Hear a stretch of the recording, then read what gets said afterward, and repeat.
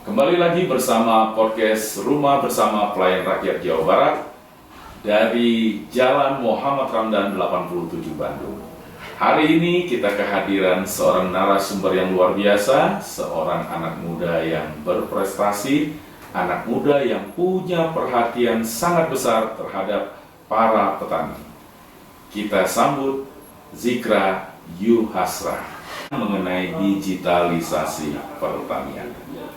Oke, Zikra, boleh memperkenalkan diri kepada semua yang menyaksikan podcast kita?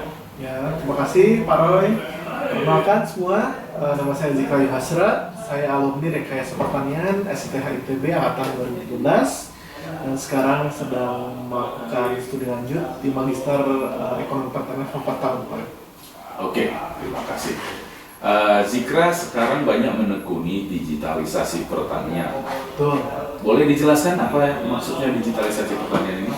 Jadi digitalisasi pertanian adalah suatu proses di mana proses bisnis maupun produksi di pertanian melibatkan perangkat-perangkat dan proses digital. Di mana proses digital tidak hanya melalui perangkat keras, melalui IoT ataupun perangkat-perangkat lainnya, tapi bagaimana proses bisnisnya pun dilakukan melalui sistem digital seperti marketing, penjualan, administrasian. Bagaimana kita proses digital itu masuk ke setiap aspek di bidang pertanian. Nah, tetapi kondisi masyarakat kita yang bertani itu masih banyak kan belum melek teknologi. Kira-kira apa antisipasinya agar digitalisasi pertanian ini bisa terlaksana dengan baik? Nah, ini apa? Kita bagaimana menginisiasi anak muda supaya bertani, Pak. Jadi digitalisasi tidak hanya menyelesaikan masalah pertanian sekarang, tapi bagaimana kita melakukan regenerasi petani. Tentu pada suatu saat petani yang sudah tua, yang sudah sepuh, mungkin tidak akan bertani lagi dan akan datang generasi baru. Dan digitalisasi adalah satu tools yang sangat penting untuk dilakukan agar anak muda mau bertani dan menyelesaikan berbagai permasalahan pertanian di lapangan. Contoh saja misalkan bagaimana yang tadi kita diskusikan bersama ya Pak tentang analisa tanah. Bagaimana anak muda yang di suatu daerah terpencil di Indonesia bisa menjual ataupun membuat dan membantu petani dengan perangkat alat sederhana untuk menganalisa tanah sehingga pertanian yang ada di daerah tersebut lebih efektif dan sesuai dengan nutrisi maupun lebih efektif dan efisien dalam pemproduksian pertanian. Indonesia adalah negara agraria, tetapi sangat tragis. Kadang-kadang kita melakukan impor beras, kadang-kadang juga banyak panen itu yang dibuang karena harga yang jatuh. Kira-kira digitalisasi pertanian ini bisa menyelesaikan atau membantu persoalan seperti itu? Betul Pak, jadi supply and demand ini kita bisa satu tools atau kita bisa buat satu tools dan aplikasi maupun berbagai perangkat lainnya yang dimana satu tools atau aplikasi tersebut bisa menyelesaikan supply gap antara supply and demand. Dimana kan kasus kita sekarang di Indonesia adalah bagaimana panen raya dilakukan, harga jatuh, petani membuang panen. Dan dengan digitalisasi, kita mengkonekkan antara supply and demand. Daerah yang kelebihan produksi dengan target market dengan supply yang lebih, dengan demand yang lebih tinggi gitu. Dan tugas baik swasta maupun pemerintah adalah bagaimana mengkonekkan antara si petani dengan market tersebut sehingga petani sebagai pelaku pertanian diuntungkan dan masyarakat sebagai konsumen pun diuntungkan karena sesuai dengan kebutuhan dan juga keuntungan yang didapatkan petani lebih baik seperti itu. Jadi digitalisasi pertanian ini bisa menyelesaikan masalah harga jatuh akibat overproduksi, betul ya? Dengan suatu tools yang dibuat sangat dimungkinkan untuk diselesaikan Pak. Karena kekurangan kita di Indonesia adalah tidak adanya integrasi kalender tanam Pak. Sehingga seakan-akan semua panen raya itu hanya satu waktu dan yang menyebabkan harga jatuh. Apabila kalender tanam dan juga proses produksi bisa diubah, diatur dengan proses bagaimana pergiliran, pembagian tempat, pembagian supply, pembagian perizinan, hal tersebut akan membantu produksi pertanian supaya terserapnya produksi pertanian tersebut, Pak. Tidak ada kelebihan di satu tempat. Jadi dengan teknologi kita sekarang bisa kita atur itu semua. Betul, sangat memungkinkan Pak dengan berbagai inovasi yang sekarang sudah tersebar. Apalagi sekarang zaman artificial intelligence Pak ya. Jadi artificial intelligence bisa membaca data-data yang ada di statistik bagaimana produsen atau konsumen pangan suatu wilayah dan bagaimana produksi pangan suatu wilayah dan mematchkan dan supaya membuat suatu kalender tanam. Jadi sangat memungkinkan lah menurut saya Pak tentang digitalisasi ini bisa membantu untuk ke depan. Oke. Mengingat sebentar lagi yang muda-muda ini akan menggantikan orang tuanya sebagai Betul. petani. Ya kita sendiri tahu minat anak muda untuk menjadi petani sangat rendah ya. Berdasarkan data yang Zikra sampaikan sekitar 50%. Kecil sekali. Mungkin dengan adanya digitalisasi pertanian, anak-anak muda yang melek teknologi mungkin bisa tertarik ya untuk terjun di dunia pertanian. Gimana menurut kita? Betul Pak. Jadi saya mengutip salah satu artikel dari The Conversation Indonesia yang menyatakan bahwa minat mahasiswa pertanian Pak ya, yang menekuni bidang pertanian hanya 5,6%, sekitar segitu. 5,6 per 10. Ya, 56%. Ya, 56%, 5,6 per 10 dia keinginannya. Dibanding di bisnis lain sekitar 8 sekian persen. Sehingga pertanian itu masih tertinggal. Jadi mungkin dengan digitalisasi bahwa hal-hal bahwa digital adalah kehidupan anak muda sekarang Pak. Ya, ketika kita meng-matchkan atau mengawinkan antara pertanian dan konten maupun digitalisasi akan menimbulkan suatu interest anak muda pada dunia pertanian. Sehingga yang awalnya anak muda itu antipati, tidak senang maupun tidak peduli, mereka jadi tertarik karena ada konten digital, ada produk-produk digital yang sangat menarik untuk mereka dalami. Seperti itu Pak. Dan itu pun peluang untuk mereka itu berkarya Pak di era digital sekarang. Oke, Zikra.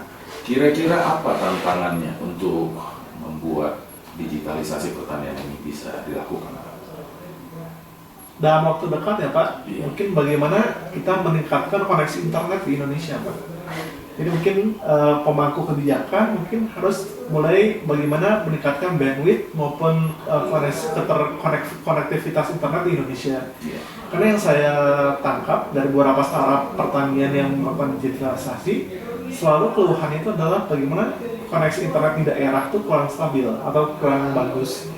Sehingga salah satu PR dan tantangan itu bagaimana konektivitas internet maupun aspek infrastruktur digital lainnya lebih ditingkatkan lagi Pak. Sehingga ketika petani muda sudah siap ada di daerah, infrastrukturnya pun mendukung gitu Pak. Jadi jangan sampai kita sudah melakukan sosialisasi, diseminasi kepada petani muda, tapi karena infrastruktur di lapangan tidak mendukung, mereka menjadi mundur. Sehingga salah satu kendalanya mungkin tantangan terbesarnya itu Pak. Selain peningkatan infrastruktur internet, untuk sisi petaninya sendiri apa tantangan untuk digitalisasi ini? Ada resistensi Pak, pada perubahan. Mungkin Bagaimana mengantisipasi resistensi atau penolakan mereka terhadap digitalisasi ini? ini hal yang menarik Pak. Jadi waktu itu saya ada salah satu webinar Pak dari UGM dengan Elefang, salah satu startup di bidang digitalisasi pertanian. Jadi kita tuh seakan-akan membantu petani itu harus sebagai kira-kira apa ya, membantu orang tua kita untuk bermain Facebook dan bermain WA Pak. Iya. Jadi perlahan demi perlahan.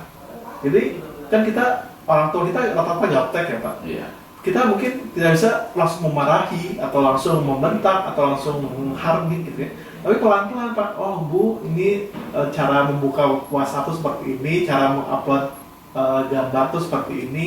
Pelan-pelan bertahap Pak, sampai punya kesadaran, oh itu seperti ini, pentingnya seperti ini, lebih murah, lebih mudah. Nah itu juga yang sedang dilakukan para petani Pak. Bagaimana kita menjadikan petani itu mitra yang kita rawat bersama, kita ajak bersama untuk tahap demi tahap menerima digitalisasi Pak. Karena proses ini adalah proses yang panjang. Kalau kita menginginkan semua petani yang generasi tua untuk mengadopsi digitalisasi. Jadi ya itulah kita bisa menganalogikan seperti bagaimana kita memberitahu ataupun mengajarkan orang tua kita bermain sosial media lah gitu. Oh, Jadi bagaimana bertahap gitu Pak. Jadi seperti penyuluh pertanian, mereka biasanya mengajarkan cara bercocok tanam. Mungkin akan ada anak muda yang menjadi penyuluh untuk digitalisasi, kira-kira begitu ya? Betul Pak. Yang bisa mengajarkan petani-petani tentang digitalisasi ini. Betul. Dan siapa kira-kira yang bisa mengambil bagian itu, anak-anak muda itu? Tentu saja lulusan pertanian Pak. Lulusan pertanian. Ya, karena potensinya sangat besar gitu. Ya. Ketika mungkin tapi tidak terbatas ya Pak ya, tidak hanya terbatas lulusan pertanian, tapi sangat dimungkinkan atau diprioritaskan lulusan pertanian mengambil hal tersebut. Karena sangat sayang apabila ilmu yang sudah didapatkan di universitas menguap begitu saja gitu. Nah, tapi yang perlu kita kembangkan adalah bagaimana membuat ekosistemnya Pak. Jadi anak muda akan sangat tertarik ketika ekosistemnya sudah ada. Jadi mereka mungkin kalau mereka merintis sendiri mungkin akan patah di tengah jalan gitu Pak. Iya. Akan, waduh saya kesulitan, mengalami kerugian langsung menyerah.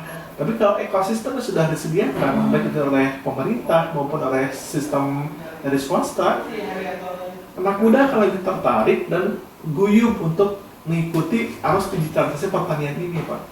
Sehingga ya itu, menurut saya bagaimana kita membuat ekosistem pertanian, digitalisasi pertanian untuk anak muda, khususnya lulusan pertanian. Agar anekdot lulusan pertanian kerja di bank tidak ada lagi, Pak. Iya, iya. Tentu dalam hal ini keterlibatan pemerintah sangat berpengaruh terhadap kesuksesan program digitalisasi pertanian ini ya, Citra. Betul, Pak. Sangat berpengaruh. Sangat berpengaruh. Artinya dibutuhkan kepala negara yang punya keberpihakan untuk meningkatkan taraf hidup petani dengan digitalisasi. Kira-kira begitu. Betul. Ya. Oke, kira-kira Zikra, jika program ini dilakukan, yang mana yang lebih dulu perlu mendapatkan digitalisasi? Apakah pertanian rakyat, urban, atau pertanian korporasi besar seperti sawit dan lain-lain? Yang mana kira-kira? Menurut saya yang paling harus concern petani kecil, Pak. Atau ya kita akademisi pertanian sering menyebut petani gurem. Ya. Karena itu adalah level yang harus kita angkat, Pak. Kalau tadi mungkin kita pernah diskusi juga Pak ya, bahwa banyak petani berdasar sudah sukses, tapi mereka memiliki kapital Pak, memiliki modal besar, sehingga ya tidak heran mereka sukses. Yang perlu kita coba angkat adalah bagaimana petani gurem atau petani-petani kecil di daerah, kita angkat harkat martabat derajatnya dengan digitalisasi pertanian, sehingga anak muda pun tidak lagi beranggapan dan juga punya mindset bahwa petani itu miskin. Ya. Karena yang jadi masalah itu Pak, seakan-akan petani itu semuanya petani gurem. Karena yang ada di mindset kebanyakan media massa gitu ya, atau mungkin konten-konten yang lain menggambarkan petani seperti itu. Ya. Nah, untuk meng-counter itu Pak ya, untuk meng-counter hal tersebut adalah bagaimana digitalisasi mendiseminasi petani-petani kecil untuk naik harkat martabatnya Pak. Jadi petani itu, pertanian itu tidak hanya dimiliki oleh modal besar, baik itu seperti sawit ataupun perkebunan yang lain, tapi bagaimana petani-petani kecil pun mereka bangga, oh saya petani dan saya punya harkat untuk sebagai profesi yang layak. Seperti itu Pak menurut saya. Oke, selama ini peran untuk membantu petani gurem itu diambil oleh koperasi. Menurut Zikra, apakah perlu membentuk semacam lembaga untuk menyatukan petani-petani gurem ini dari mulai awal tanam sampai menjual hasil produksinya? Betul Pak. Jadi itu yang menjadi concern dan bisa saya di magister. Bagaimana kita membuat suatu korporasi pangan petani Pak? Zikra sedang merancang itu ya? Sedang merancang itu. Luar biasa. Jadi insya Allah kalau panjang Pak, ada rezekinya, ada umur panjang, saya ingin di Unpad, kebetulan di Ekonomi Pertanian dengan Kaprodi dan juga dosen-dosen di Unpad, ingin yang sudah saya diskusikan di seleksi ya Pak ya, gimana kita membuat studi kasus korporasi pangan petani itu yang sukses itu seperti apa, best practice-nya seperti apa, koperasi, BUMDes maupun PT dan CV di petani itu apakah bisa diterapkan atau tidak, apa kendala-kendalanya. Itulah hal-hal yang menjadi concern saya ke depan Pak. Karena kalau kita hanya terfokus pada dagang atau jual beli pertanian, mungkin sudah banyak Pak ya middleman atau Iya. pelak maupun startup gitu. Tapi jarang kita menemukan hal atau peneliti yang atau anak muda lah, bukan peneliti. Kalau peneliti banyak mungkin, tapi anak muda yang concern bagaimana meningkatkan taraf hidup petani garam dengan membentuk suatu korporasi pangan petani. Itu yang Zikra kerjakan. So, Luar biasa. itu yang ingin saya garap. Semoga sukses dan Amin. lancar. Baik, Zikra sudah menyampaikan pikiran-pikirannya tentang pertanian, digitalisasi, dan saya percaya apa yang disampaikan oleh Zikra ini akan bisa meningkatkan taraf hidup petani-petani, khususnya petani-petani garam. Terima kasih, sampai bertemu kembali di podcast Rumah Bersama Pelayan Rakyat. Sampai jumpa.